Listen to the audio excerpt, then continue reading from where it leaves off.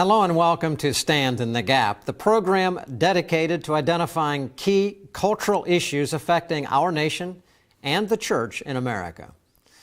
Our purpose on this program and our Stand in the Gap radio programs, all part of the American Pastors Network, is to evaluate selected cultural issues from a biblical worldview perspective so that those who know the truth can better understand the challenges facing us today and improve our collective and individual ability to impact the culture for Christ. Now, in addition, our prayer is that those who have not yet considered the issues through the lens of a biblical worldview can be encouraged to consider that the Bible indeed does hold all the answers to all issues of life. Today I'm going to be joined again by Pastor Isaac Crockett. As well, we're going to invite back to our program Dr. Dillon Burroughs, co-host of Truth for a New Generation and senior writer at the John Ankerberg Show. Our emphasis for today is Generation Z, the generation immediately following the millennial generation, and we're going to consider whether there's evidence within this generation that suggests that in the midst of great spiritual darkness in our culture, that some light is beginning to shine in that generation. Our theme for today is this: Generation Z, evidences of a spiritual awakening. Let's start first by defining several key words or phrases in order to better understand our program today.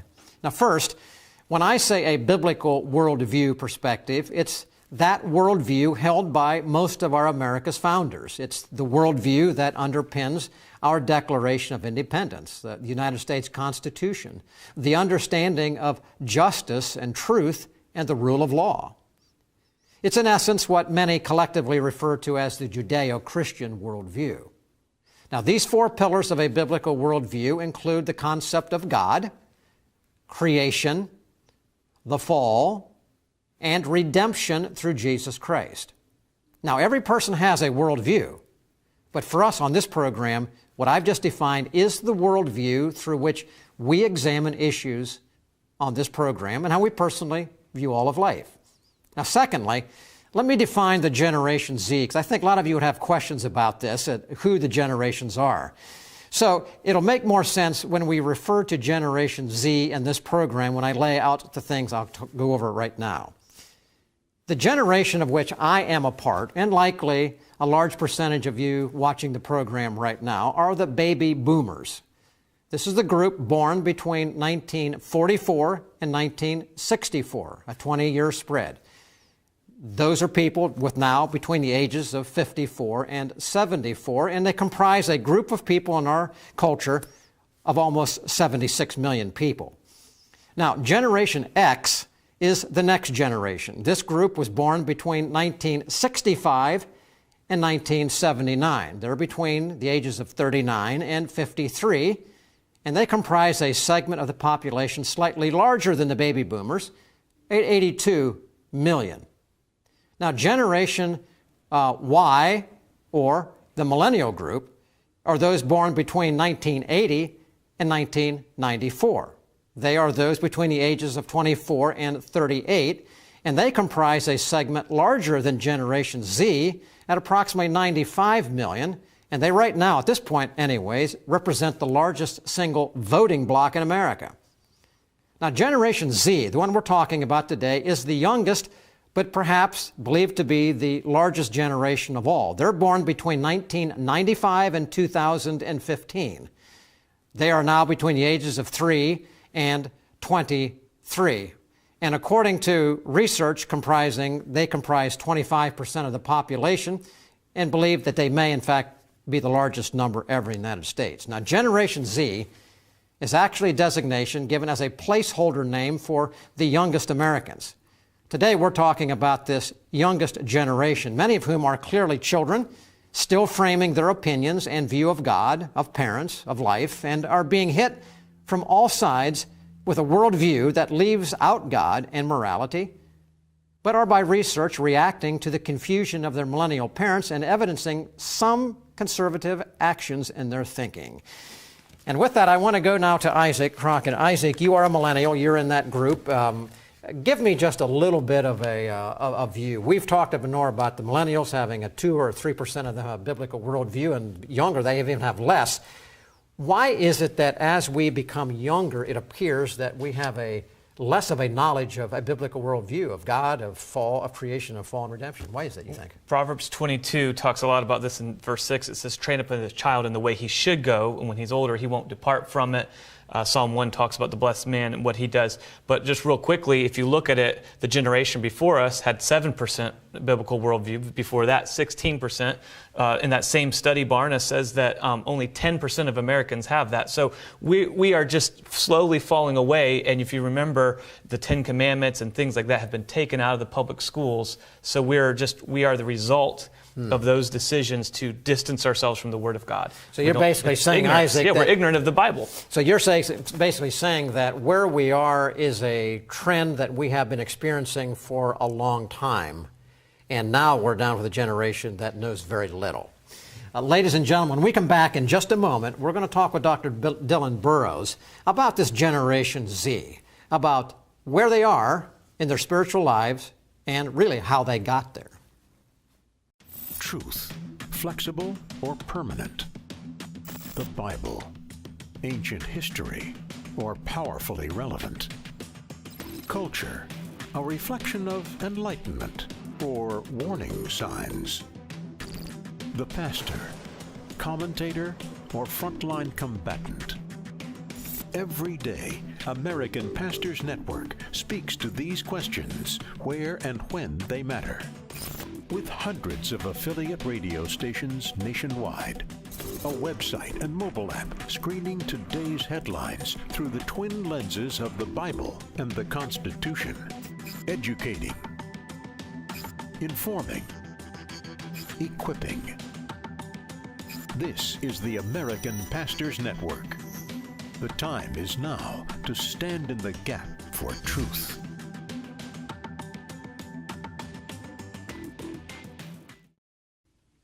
Welcome back to Stand in the Gap, and today we talk with our special guest. He's returning to talk with us again, Dr. Dillon Burroughs. So, Dillon, thanks so much for being with us. And I just want to tell our viewing audience, too, that Dr. Burroughs has written a lot of books. So not only is he a co-host for Truth for a New Generation and a senior writer at the John Ankerberg Show, but he has done a lot of writing. If you go on Amazon and look up his name as an author, he has authored or co-authored many books and booklets and pamphlets, so very helpful to do that and to look at it. But Dillon, thanks for being back with us. And from the two of us are close in age. I'm, I guess, technically an older millennial, and you would be younger generation X.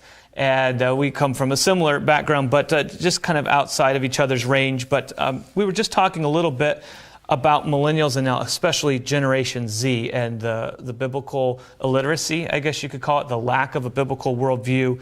And we kind of look at this thinking, but I was wondering if you could put into terms, almost if you were describing it like you were a doctor looking at the health of this generation as an organism or as a person, how would you diagnose the condition, the spiritual condition of the youngest generation, Generation Z?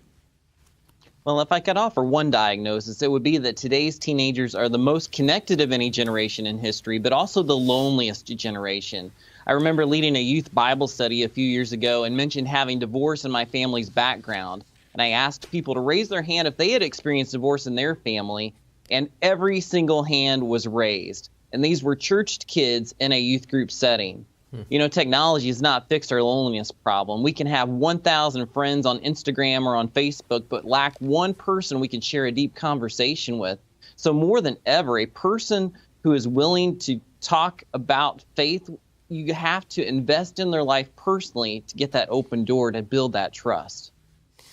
Dillon, let me follow up a little bit more. Basically, what I hear you describing and what we sense is that, if I put it in medical terms, the patient, Generation Z, those between 3 and 24, the youngest generation we're talking about right now, is spiritually sick. You really went to the point of saying they're really deficient and needy in the area of relationships in particular, is where you went. let me take the logical next step, all right? If I go to a doc and doc says, all right, you're not feeling good, you're sick, I'm going to want to say, how did I get this way?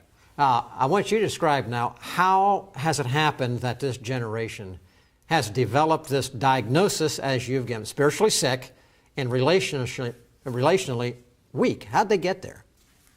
Well, that's good to bring out because the boomer generation popularized a self-focus, especially regarding sexual relationships. So Generation X, my generation, became the first truly fatherless generation. And today, more than 40% of American children are born into a home without a married father and mother. So we're now seeing the third generation of broken families, and it's impacting our culture in a multitude of ways. To give an example, the church once served as the conscience or the guardrails of American society, but now many youth groups have a different group every other week because their students are at the other parent's house every other weekend. And of course, with broken families come a broken church. Many of the problems in our churches today are the result of church leaders who have experienced their own family problems.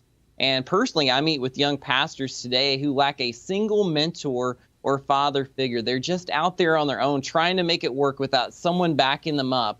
And it's an issue impacting many churches as the next generation becomes the leadership in the local church today. You know, Dillon, you were talking about the loneliness, and you and I both have children that are a little bit on the older side of the Generation Z. I have children on the younger side of Generation Z.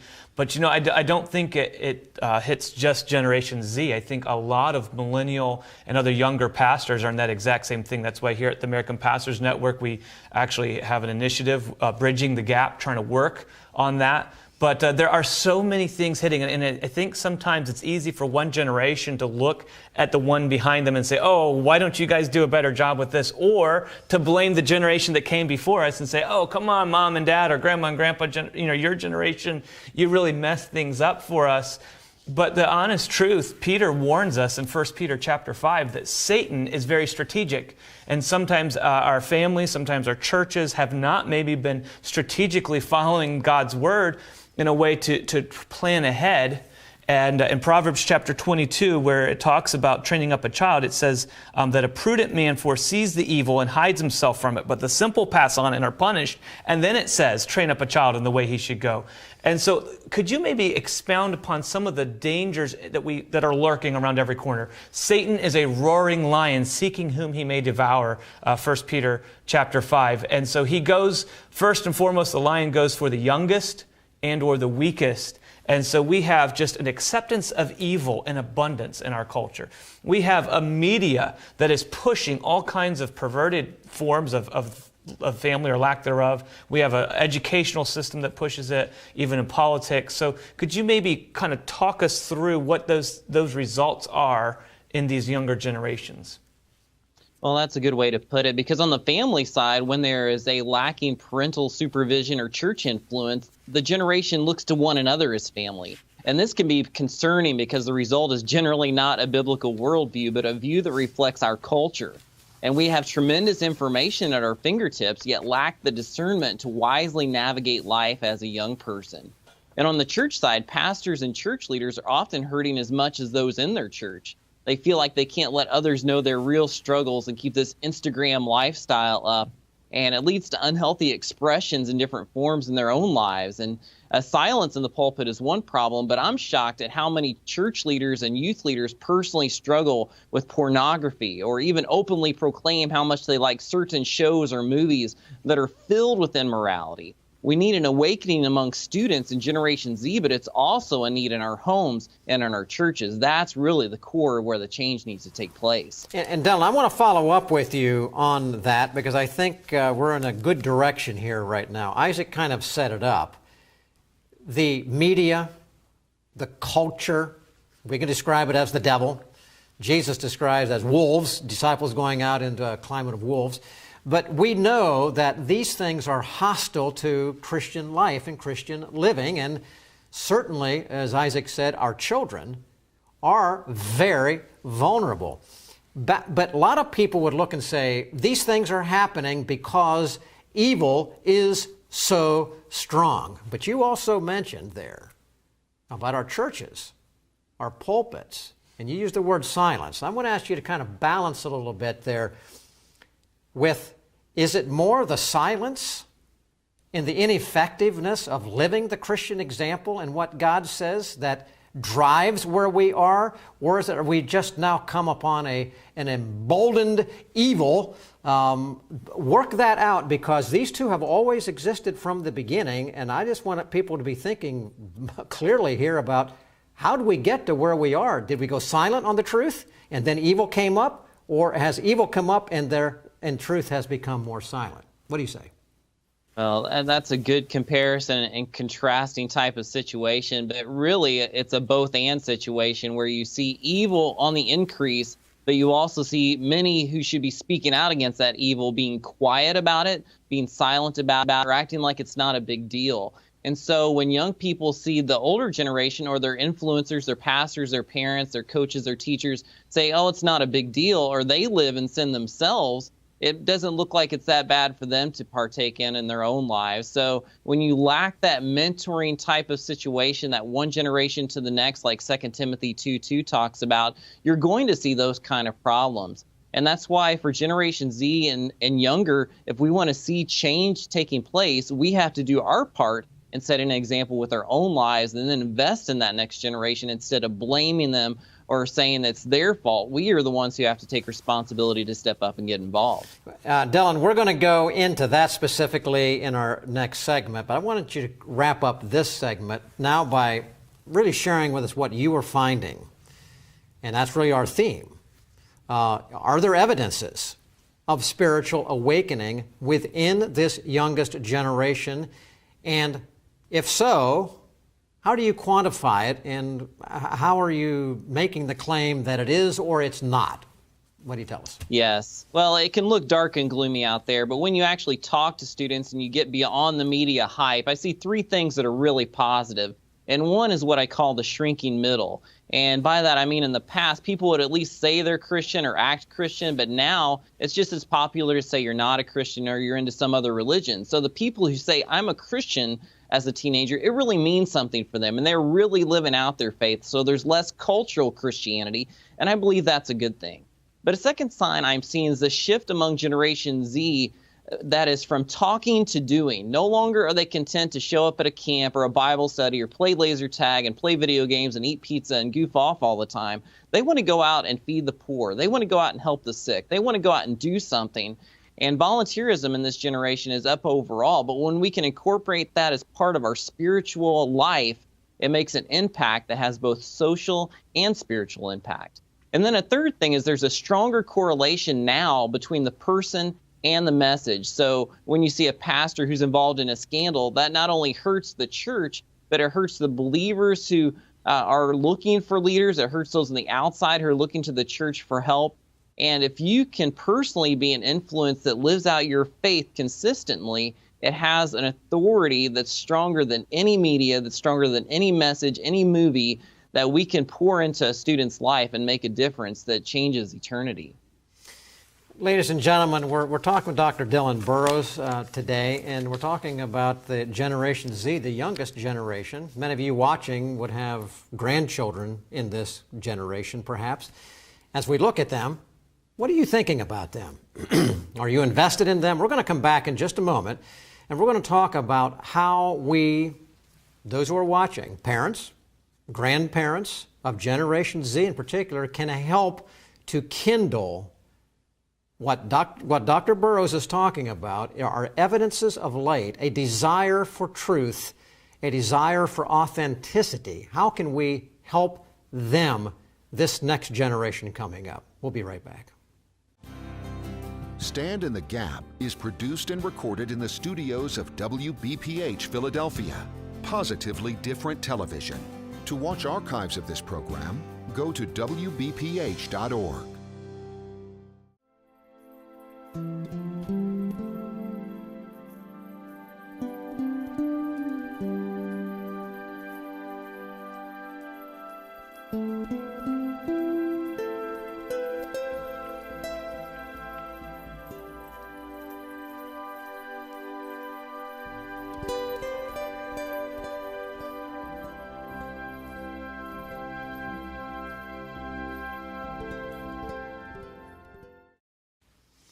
Welcome back to Stand in the Gap. And Dillon, I want to go back to you right now in our closing comments. We've presented some reality. Generation Z, 3 to 24, the youngest of those that are out there right now, as a whole are sick spiritually. But you've evidenced that there is some alertness to spiritual awakening. They're wanting to know the truth. There's an evidence that they are wanting authenticity. So I'm going to ask you a very direct question here right now. What can those who are watching this program, I'm going to put in there pastors, grandmothers and grandfathers, many are watching this program, moms and dads, what can they do most effectively to help this next generation come to a knowledge of who Jesus Christ is and to have a relationship with Him that they so strongly, you're evidencing, really want? Yes, well, many students are lacking helpful mentoring, leaving people to figure out life for themselves. I call this a DIY spiritual growth that leads to roller coaster spiritual experiences among young believers. And so the real need is to mentor the next generation. So if you could find one person to pour into, 2 Timothy 2:2 is all about equipping others who will equip others still. You know, we often view discipleship as teaching someone about God, but instead we can think of it as coaching an athlete who will later grow up and be a coach of younger athletes themselves. So we have this idea of not just helping that person, but helping the person who will help others. And if we each helped one or two people over the next year, that could be the greatest investment you made in the future of our country. You think about Jesus. He had 12 men. He poured 3 years into them, and they literally changed the world. We can see a great spiritual awakening take place when we invest on a small scale. But a final word I must say is that we have to start with our own lives. We can't live however we want and expect to have great influence on the next generation. A mentoring relationship works when you say, like Paul did, follow my example as I follow the example of Christ. So we start with our own heart, but then we step out of our comfort zone and help one or two other people take that next step spiritually. You know, that is so helpful, and it makes so much sense now. Sam, at the beginning, we were talking about the generations and the lack of biblical worldview. And so you have 16% of the 60 and older had a bit of biblical worldview. Then the next generation, only 7, now 4. So you're at that older generation technically, and you have children that are millennials, you have grandchildren that are Generation Z, and it's so hard to find that time. And there are many people who have tried rearing their children in the way of the Lord, and each individual is responsible for himself or herself. But what are some tips for doing exactly what Dillon said, mentoring, even starting with your own children and grandchildren, for mentoring them or spending time together? Well, Isaac, I'm glad you asked that question. And ladies and gentlemen, I'll just speak to you directly, if I can, to those who, many of them are part of my generation. If you have grandchildren, and most of you probably do, you have children and grandchildren. I have 6 children. I have 14 grandchildren. My question to you is, are you praying for them? Are you interfacing with them?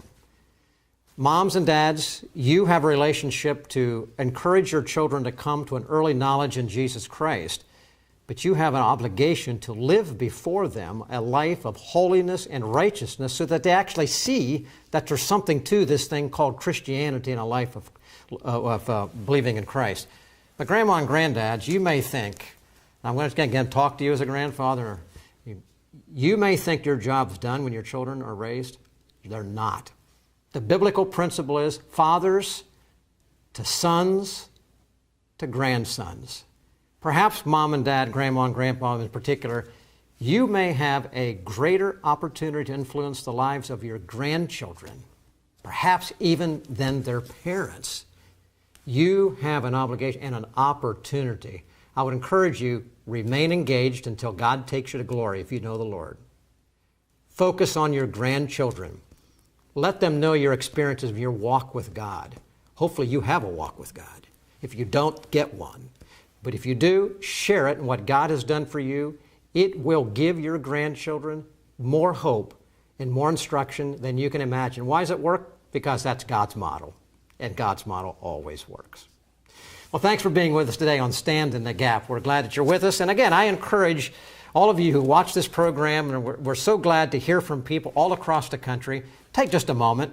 On the screen is our number, a contact point. Let us know that you are being benefited by this program. Share with us those words to help us to know how to better present the truth of God's Word to the issues of the day to help you and all Americans know better how to impact the culture for Christ and to stand in the gap for truth.